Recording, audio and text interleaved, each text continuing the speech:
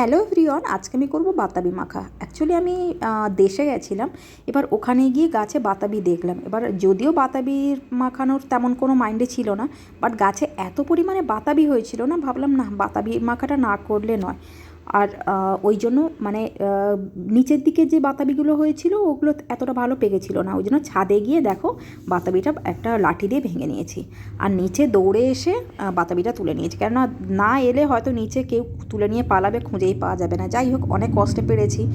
আর এইটাই সব থেকে বড়ো সাইজের ছিল, তার থেকে বড়ো সাইজ ছিল না। আর আগে কী হতো, লক্ষ্মী পুজোর টাইমে আরও বাতাবি বেশ মানে পাকার টাইমে চলে যেত, কিন্তু এখন অনেকটাই টাইম লাগে। দেখো এই সাইজের বাতাবি হয়েছে, মানে অনেকটা পুরো গাছ ভরে আমাদের বাতাবি হয়েছে। যাই হোক, বাতাবিটা এবার ধুয়ে নিয়ে একটু মাখি, ঘরের গাছের বলে কথা। এবার এখানে বাতাবিটা কেটে নিচ্ছে।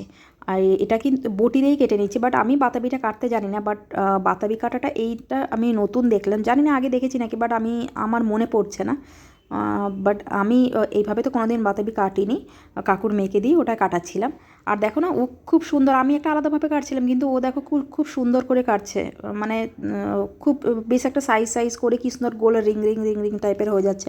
আমার তো ব্যাপারটা দেখে কি খুব ইউনিকই লাগছিলো, ওই জন্য ভাবলাম না ব্যাপারটা একটু ক্যাপচার করি। যদিও কাটিং আমি ক্যাপচার করি না, তাও আবার বটি দিয়ে খুব সুন্দর করে কাটা। আমি হলো তো মানে আমি ট্রাই করলাম, বাট তাও কাটতে পারলাম না। আমি কী করি, এমনি নর্মাল আলুর খোসা ফোসা ছাড়ানো হয় ওরকমই ছাড়িয়ে ফেলি। বাট এত দারুণ করে বাতাবিটা কাটলো না, খুব সুন্দর, বেশ সুন্দর খুলেও গেল খোসাগুলো। যাই হোক, এখানে দেখো বাতাবিটা খুব সুন্দর করে বেরিয়ে এসছে, মানে খোসাগুলো তুলে দিয়েছে। আর ওপরের এই সাদাগুলো এবার তুলে দেবে হাতে হাতে করে। তারপরে এখানে বাতাবির সব যে এগুলো ফুডগুলো ওগুলো বের করে নেওয়া হচ্ছে।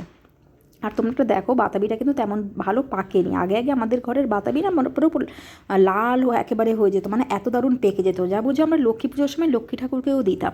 বাট এখন কি সিচুয়েশান দেখো, পুরো সাদা সাদা হয়ে যায়। তাও নিজেদের গাছের জিনিস বলে কথা, ওটা তো সম্পূর্ণ আলাদা টেস্ট। যতই বাজার থেকে ভালো জিনিস কিনে আনি না কেন, নিজেদের ঘরের গাছের মানে ওটা তো করতেই হবে, খেতেই হবে, খারাপ হোক ভালো হোক।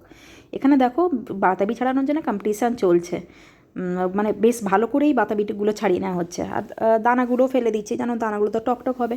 আর দেখো এখানে বাতাবি অ্যাটলিস্ট মানে পুরো সব খোসারও ছাড়িয়ে জাস্ট একটু পরিমাণে বেরিয়েছে। আর লবণ দিয়ে দিয়েছি। আর আগের থেকে না এরা কী করেছে, কাঁচা লঙ্কা মাখিয়ে দিয়েছে, ওই জন্য বাচ্চারা খাবে, ওই জন্য আর কাঁচা লঙ্কা বেশি দিলাম না। আর কাসুন দিয়ে দিয়েছে। কাসুন দিয়ে আমি একটু দিতে না দিতে দেখো না করে দিচ্ছে। তাই যাই হোক, আমি আমার মনের মতো কাসুন দিয়ে দিয়েছি, আর জিরে পাউডার। আর সত্যি বলতে কি না, হাতের কাছে তেমন কোনো আর কিছু ছিল না দেওয়ার মতো, তাই জন্য একটা কলা পাতা নিয়ে জিনিসটা একটু গার্নিশিং করে দিলাম লেবু পাতা দিয়ে। কেন দেশে গ্রামের দিকে তো জানো লেবু গাছ মানে থাকবেই, তাও আছে বাতাবি লেবুর গাছ। ওখান থেকে কিছু পাতা ছিঁড়ে এনে জাস্ট গার্নিশিং করে দিয়েছি। পাতাটা যদিও মাখাইনি।